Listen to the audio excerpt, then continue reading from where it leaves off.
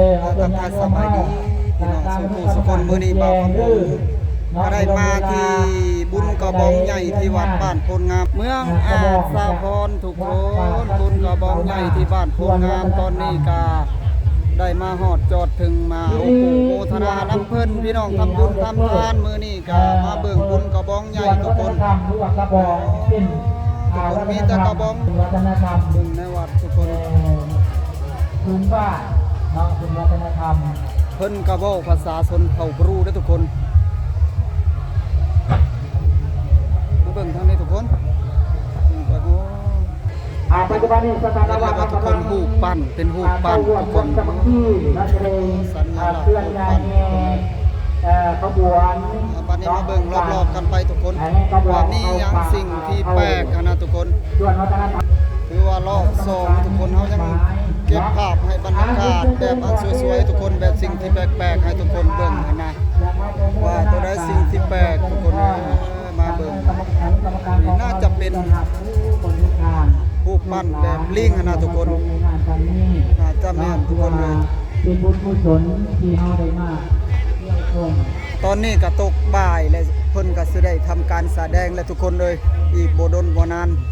น่าจะประมาณนี้อันน่าจะเป็นรอบที่2ทุกคนแต่ว่ากี้นี้รอบที่1ถือว่ารอบเปิดทุกคนตอนนี้ไปเบิ่งนับกันทุกคนโอ้ทุกคนมาเบิ่งกันเลยทุกคนน่าจะเป็นนางงามทุกคนงามหลายทุกคน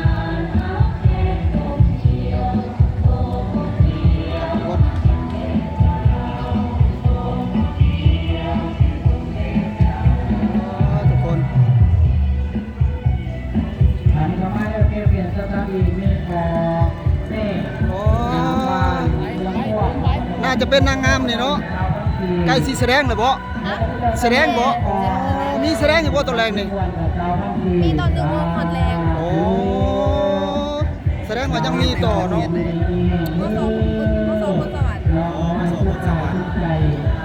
มโสพลสวรรค์มสพลสวรรค์มาแต่มสพลสวรรค์เรียนมอได้บ่ทุกคนมาฮุกเนาะเข้าใจเด้อหลายขอบใจเด้อขอบใจเด้ออันนี้ก็นางงามอีกทุกคนถือว่างามหลายอันนี้เป็นกระบองที่เพิ่นจูดแล้วทุกคนเลยถือว่าเพิ่นแสดงไปแล้วว่าสั้นแล้วมีหลายอันหลายอย่างที่บ่เคยเห็นทุกคนเลยมือนี่มาเบิ่งตอนนี้ก็อยู่ที่กระบองใหญ่ทุกคนที่กระบองใหญ่มื้ออื่นเช้าเพิ่นสิได้จูดแต่เช้าทุกคนแต่ว่าบ่าวคำพงก็บ่ได้อยู่ดอกทุกคนเพราะสิได้กลับบ้านกลับซองและตอนแรงจนน้อยค่ำจนน้อยทุกคนเลยโอ้มีแต่รอรุ่นรอเบิ่งเพิ่นสิแสดงทุกคนจักหน่อยทุกคนมาเบิ่งทางนี้เป็นผู้ปั้นทุกคนโอ้ทุกคนขักไหลทุกคนเป็นรูปยังทุกคนว่านี่แต่เบิ่งกัน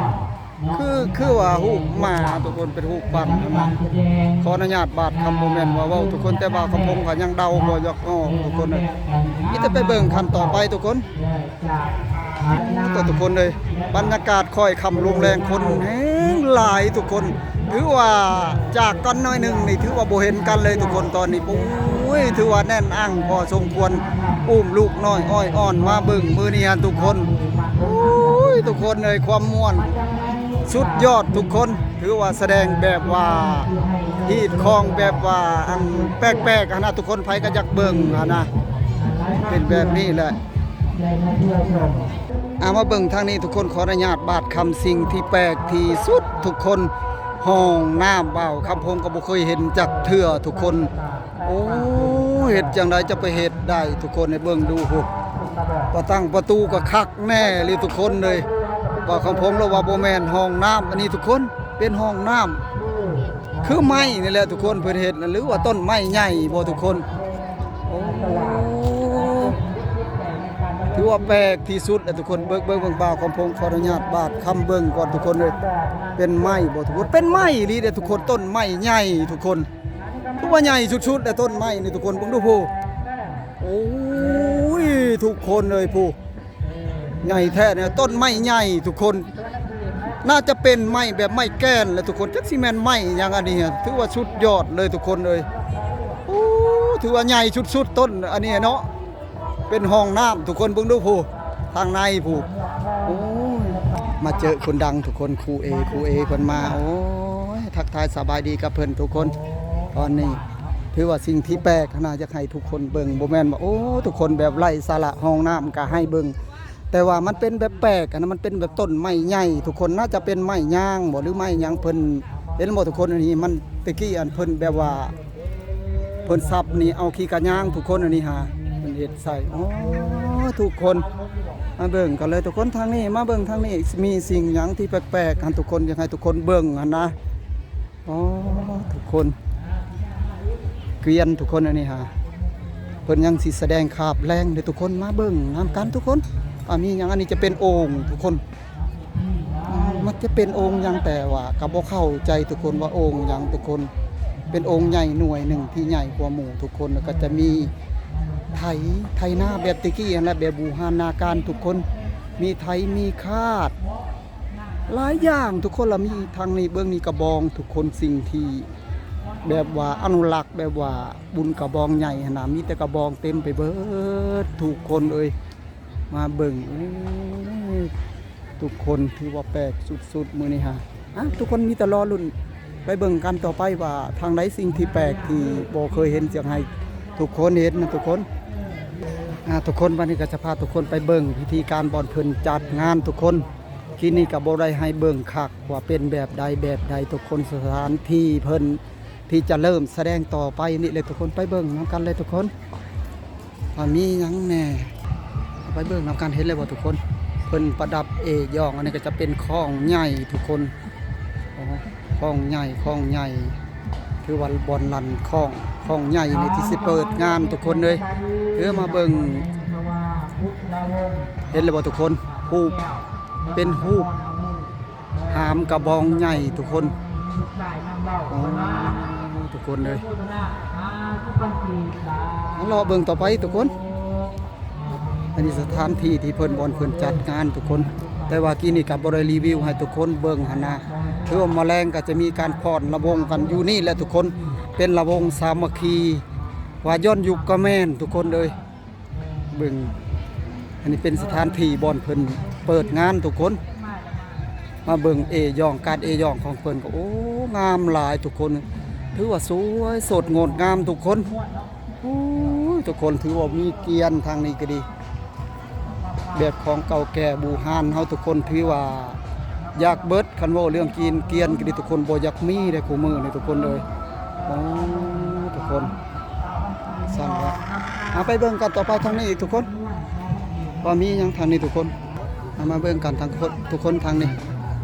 จะเป็นไห้หรือว่าเพิ่นมาแสดงหรือว่าเพิ่นมาขายกันยังบ่ฮู้กันทุกคนน่าจะเป็นเพิ่นมาแสดงขายกับแม่นบางเทื่อทุกคน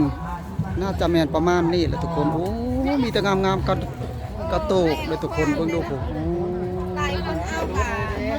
แม่นทุกคนเพิ่นมาแสดงขายทุกคนมาขายกับแม่นทุกคนเพิ่นมาแสดงทุกคนเบิ่งดูนี่มีเพิ่นขวาดลิงลามีแต่งามๆทุกคนเลย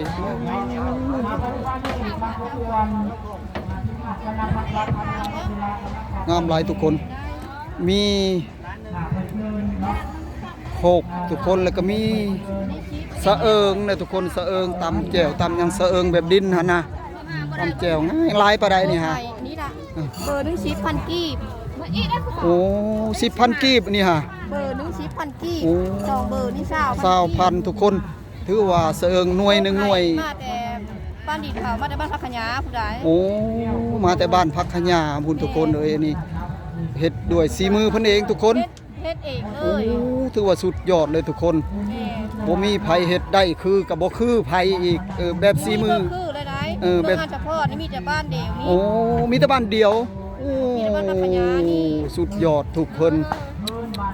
สุดยอดก็พอซื้ออยู่ทุกคนถ้วยนึงเฮามาตำแบบตำมักเผ็ดมักพายสบายขนาดนี้นะตำเชื่อนี่เดี๋ยวบ่ได้ตักจำทางนี้เลยจำทางนี้เลยเพิ่นว่ามันสบายทุกคนเลย ถ้าตามเชือกโคกนี่ได้ตักอ้อ ยังได้ตักอีกใส่โคก ไม่ได้ตัก ถือว่าเรียบร้อยอันนี้เนาะ เรียบร้อยอยู่นี่เลย อุ้ยทุกคนเลยคักหลายทุกคนมาเบิ่งทางนี้ทุกคนเป็นไฮน้อยทุกคนเบิ่งดูโคกจังแม่นเปิดเป็นเห็ดทุกคน บ้านเดียวเพิ่นเคย มาแต่บ้านเดียวมันบ่นี่ฮะโอ้เบิ่งดูทุกคน อันนี้ก็เป็น โอ้ มันเข้าอยู่ในอันนั้นกัน โอ้มาแต่บ้านเดียวบ่ เพราะสองเครื่องปั้นนี่น่ะมันบ้านเดียว โอ้ตัวนี้หันต่างหากบ่ อันนี้บ้านกุดแค้นอันนี้ โอ้ แต่มันเข้าอยู่ในนี้กันนี่ บ้านยังก็กุดแคน กุดแค้น โอ้เมืองอัศพรนี่บ่ โอ้ย โอ้เบิ่งดูทุกคนสีใหม่ลายมือเพิ่นทุกคนเพิ่นเฮ็ดคือว่าบ่ได้ธรรมดาทุกคนสีใหม่ลายมือเพิ่นงามสุดๆเลยทุกคนบุญกระโตกแบบไหม้สุดๆนี่ไหม้ดูบ่เนี่ยแต่ไหม้ยังนี่ ไม่ดูไม้อันนั้นอันนี้ไม้ขี้เล็กของไม้ล่างนะ โอ้ไหม้ขี้เหล็กไหม้ลางงามเนาะเฮาทาสีนี่มันขึ้นหั่นน่ะโอ้ทุกคนเอ้ยเบิ่งดูนี่คักกะลีทุกคนมาแต่งอยู่ครัวกินหั่นน่ะอยู่เฮือนอยู่ซ่านทุกคนคักหลายทุกคนขอบใจอ่า น้อย สิ่งที่แปลกแบบนี้แหละทุกคน ตอนนี้กินนี่ก็ยังบ่ได้เลาะทั่วทุกคนบัดนี้ไปเลาะเบิ่งอีกทุกคนมีหยังอีกแปลกทางหน้าทุกคน อันนี้จะเป็นหยังทุกคนบ่แม่นอันนี้ทุกคนมาเบิ่งทางนี้ทุกคนว่าหัตถกรรมเพิ่นขายหยังอันนี้จะเป็นเสื้อผ้าหน้าแพรทุกคนเอ้ยอ๋อทางนี้สิ้นทุกคนอ๋อ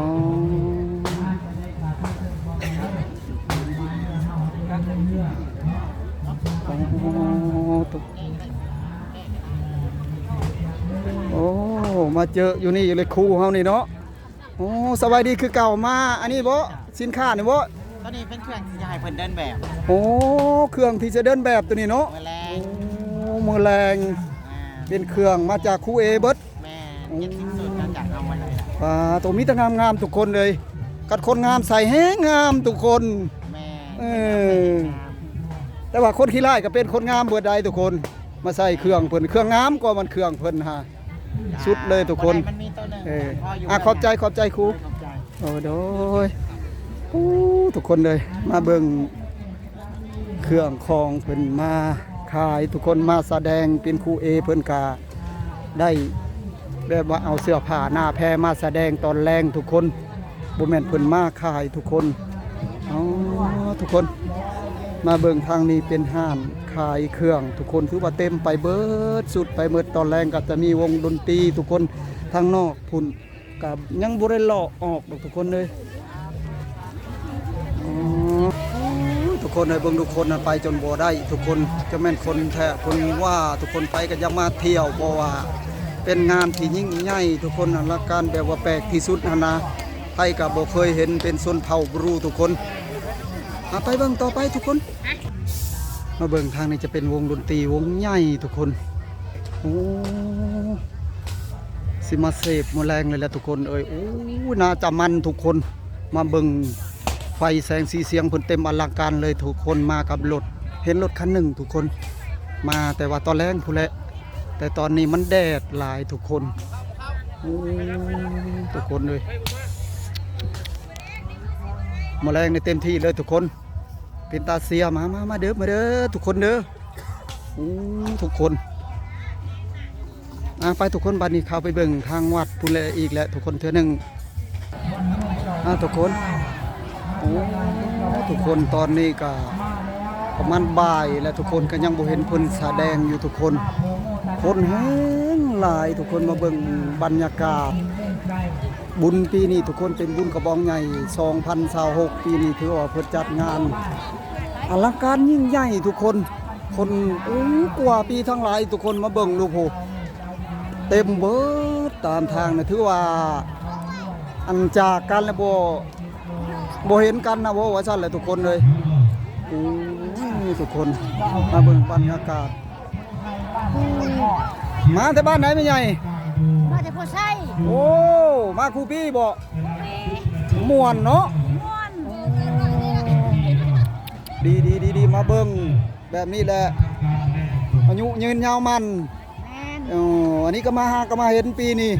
บ่ได้มาแต่ปีมาแต่จำพรขายเติบอย่าว่าจะเห็นนี่บ่เคยเห็นปีได้ยินแต่เพิ่นว่าเพิ่นแสดงทางนี้ม่วนแท้ว่า ม่วนแค่ปีนี้ม่วน โอ้ นี้ อันเสียดาย ที่ได้อะไร เสียดายบ่ได้อยู่ฮอดค่ำคืนจังหน่อยเพราะว่ามันไกลทางไกลตอนแรกเลยสิได้มื้อหั่นน่ะโอ้ยเพิ่นว่าแฮงสิม่วนตอนกลางคืนหั่นน่ะ กดเอาแล้วบ่เมื่อยาปักลูกปักเมียบ่ได้บ่ บ่มานำกันมันยากทางครอบครัวพุ่นแหละบ่มีไผโอ้ยว่าเสียดายเด้ว่าสิเอาม่วนเด้อเด้ ม่วนใด เบิ่งเขาแต่งตัวเบิ่งเขาแสดงหั่นน่ะมาแลงแฮงสิม่วนซ้ำใดวะขนาดซ้ำนี่คนเซานี่น้อยหนึงเนาะก็มาตอนแรงนี่ปาตัวประจากกันหน่อยหนึงหลงกันเลยบ่เห็นกันเลย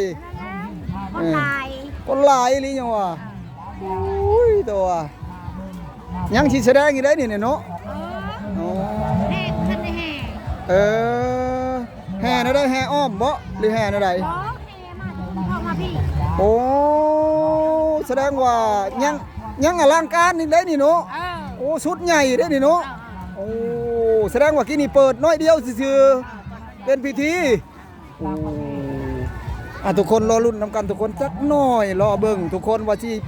ขนาดใดทุกคนม่วนแน่นอนทุกคนถ้าเบิ่ง